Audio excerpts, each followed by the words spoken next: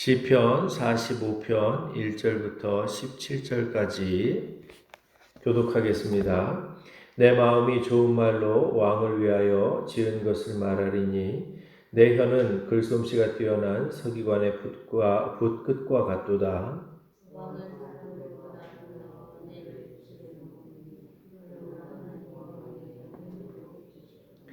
용사여 칼을 허리에 차고 왕의 영화와 위엄을 입으소서.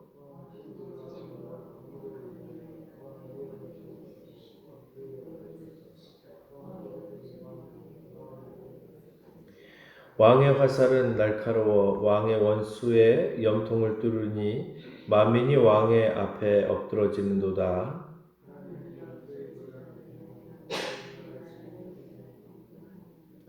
왕은 정의를 사랑하고 악을 미워하시니 그러므로 하나님 곧 왕의 하나님이 즐거움의 기름을 왕에게 부어 왕의 동료보다 뛰어나게 하셨나이다.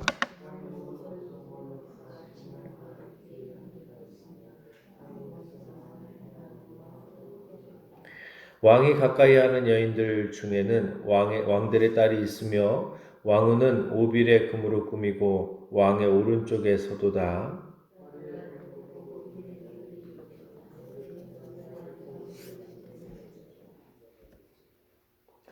그리하며 왕이 내 아름다움을 사모하실지라. 그는 내 주인이시니 너는 그를 경배할지어다.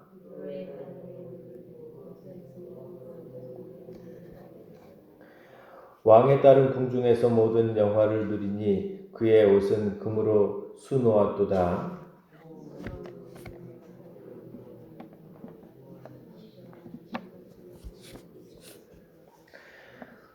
그들은 기쁨과 즐거움으로 인도함을 받고 왕궁에 들어가리로다.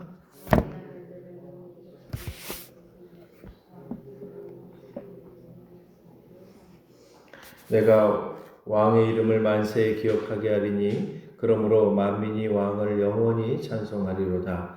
아멘. 할렐루야. 말씀의 은혜가 저와 여러분들에게 있기를 간절히 축원합니다. 하나님이 세우신 왕이라는 제목으로 말씀을 전가하겠습니다. 자, 시편 45편은 고라자손의 마스길입니다. 마스길 교훈시라는 뜻이죠. 어떤 교훈을 전하기 위한 것입니다. 그래서 이 시의 목적은 사실은 사람들에게 교훈을 주는 것이지요. 자, 그런데 또 사랑의 노래라고 표제에 붙어 있습니다. 자, 이 시의 성격이 사랑에 관한 이야기라는 것이죠. 그래서 내용을 보니까 사랑에 관한 어떤 이야기들도 있는 것 같습니다. 자, 그런데 인도자를 따라서 소사님에 맞춘 것이라고 표제어가 하나 더 붙어 있습니다. 소사님은 백합화들이라는 뜻입니다. 아마도 백합화 곡조가 있었던 것 같아요. 거기에 맞추어서 노래를 불렀던 것 같습니다. 자, 그런데 이 시편이 굉장히 좀 독특합니다. 왜 독특하냐면 보통 이제 그동안 우리가 보아왔던 시편 1편부터 44편까지 어떤 그 내용을 쭉 이렇게 보면 다윗의 어떤 신앙 고백들이었고 고라자손의 어떤 그런 하나님을 찬양하거나 또 하나님에 관한 것, 그리고 자신의 어떤 그런 상태에 관한 것, 자신의 억울한 것, 뭐 이런 것들이기 때문에 그 성격을 좀 명확하게 규정을 할 수 있었거든요. 자, 그런데 이 시편 45편은 우리가 이제 일반적으로 메시아 시편이다라고 이렇게 알려져 있는데, 메시아 시편, 이 고라자손이 처음부터 메시아를 바라보면서 시를 썼던 것은 아니었을 거란 말이죠.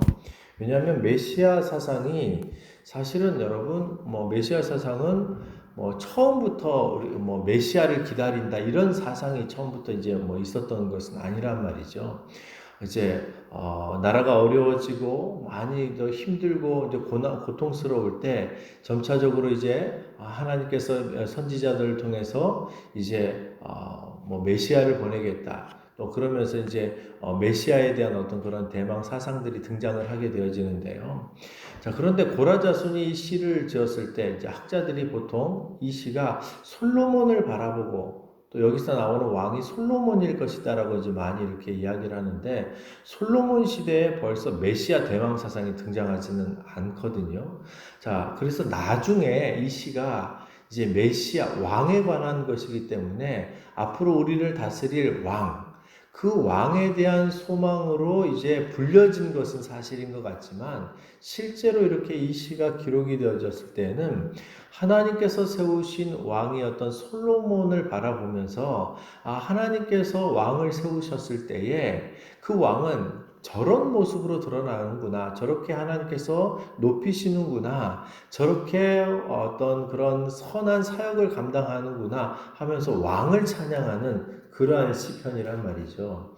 사실 제가 이 시편을 묵상하면서 너무너무 고민을 많이 했습니다. 왜 고민을 많이 했냐면 보통 여러분 시편을 하면 다윗의 시편 같은 경우에는 차라리 자신의 어려움에 관한 것이면 하나님께 대한 기도잖아요.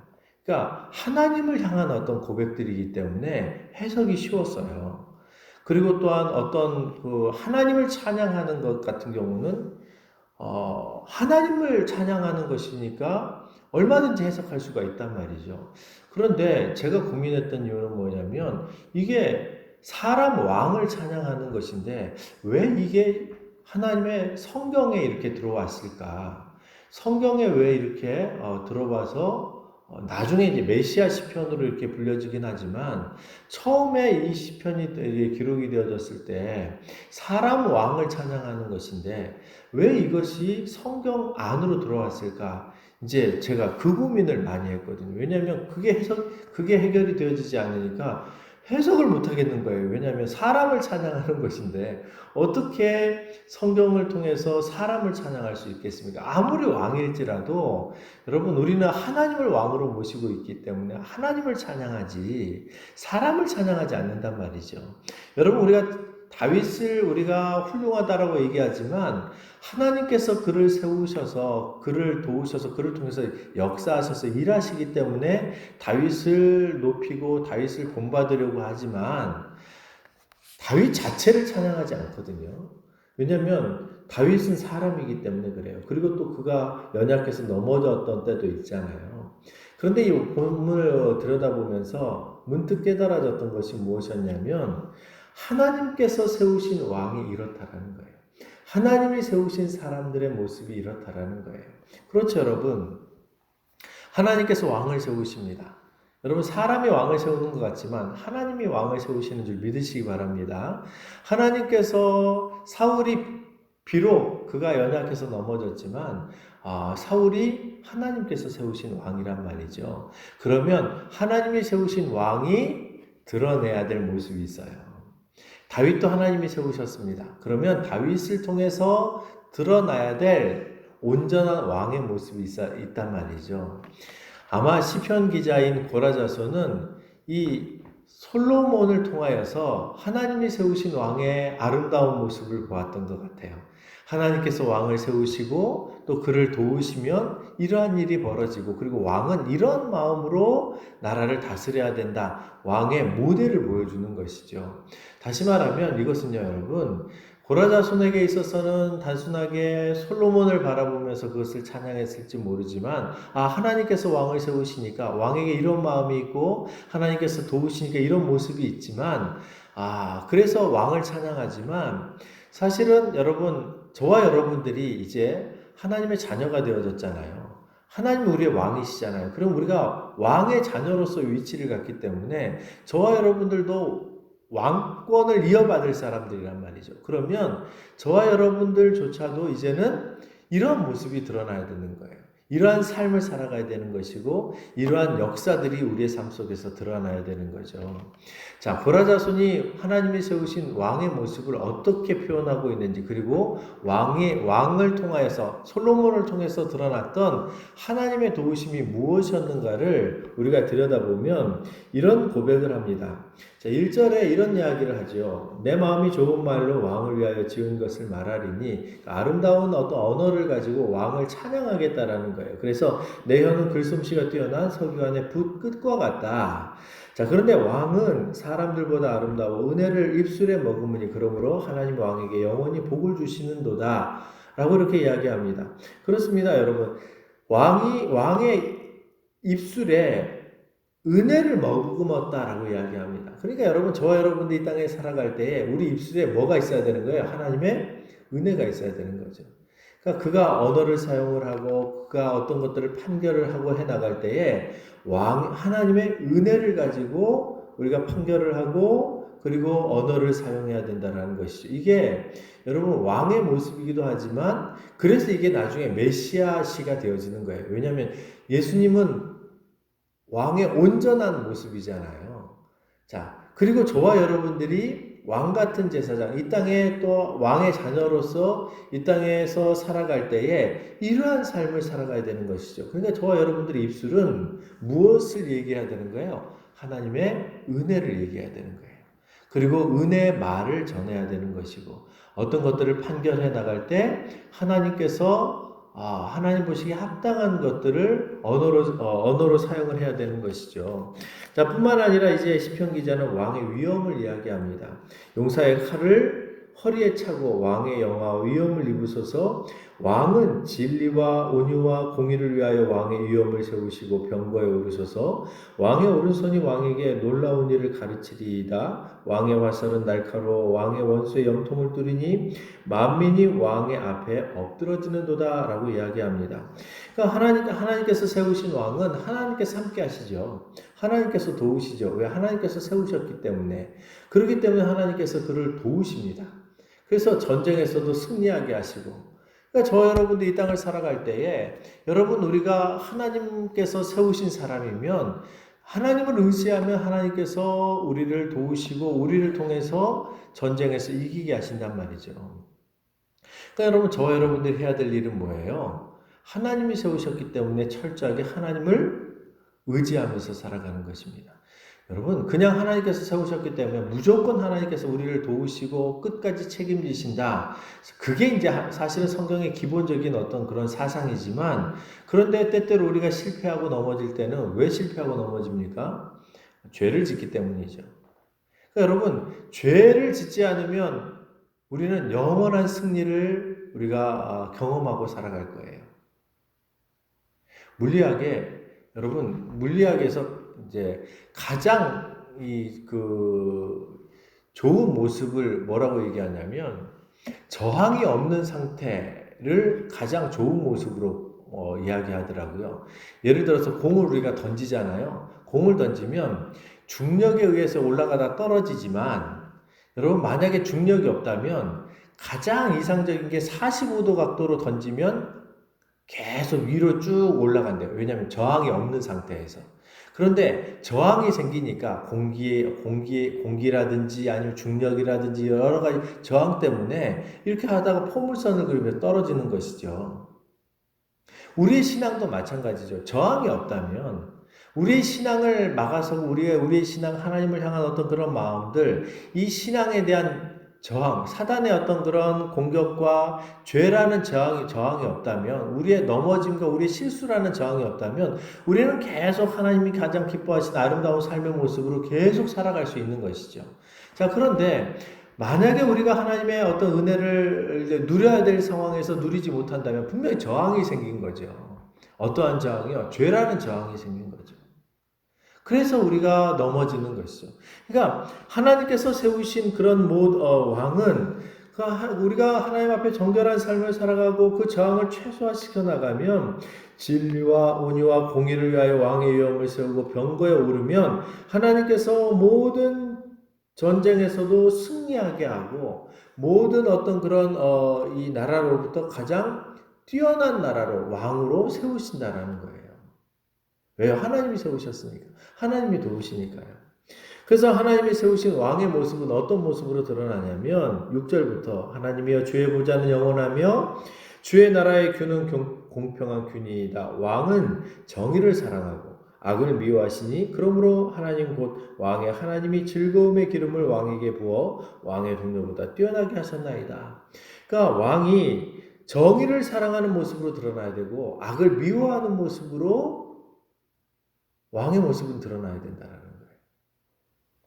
그러니까 왕이 악을 사랑하고 죄를 짓는 것을 좋아하고 그러니까 여러분 사람들이 권력이 주어지면 그렇게 쉽게 죄를 짓는가 봐요. 그러니까 여러분 고대 로마의 황제들의 어떤 그런 이야기들을 우리가 자세하게는 배울 일이 없잖아요. 근데 여러분, 그 황제들의 삶의 모습을 우리가 최소한 그냥 드러난 역사만 봐도요. 그들이 자기 욕심을 채우기 위해서, 네로 같은 경우는 도시가 마음에 안 들었어요. 그러니까 그 도시를 다시 한번 재건축하기 위해서 뭔가를 시도하다가 불을 질러 버리잖아요. 그래가지고 이게 불길을 못 잡아가지고 로마의 대화재가 생긴 거거든요. 그 다 죄짓, 자기가 원하는 것을 이루려고 했었던 일이란 말이죠. 그렇게 악을 사랑하고 정의를 미워하는 왕이 되어지다 보니 여러분 백성들이 얼마나 어려움을 당하겠습니까? 그런데 하나님이 세우신 왕의 모습은 어떻게 드러나요? 정의를 사랑하고 악을 미워하는 모습으로 드러나기 때문에 하나님께서 즐거움의 기름을 왕에게 부으셔서 왕의 동료보다 뛰어나게 하신다는 거예요. 하나님께서 세우신 왕의 모습인 거죠.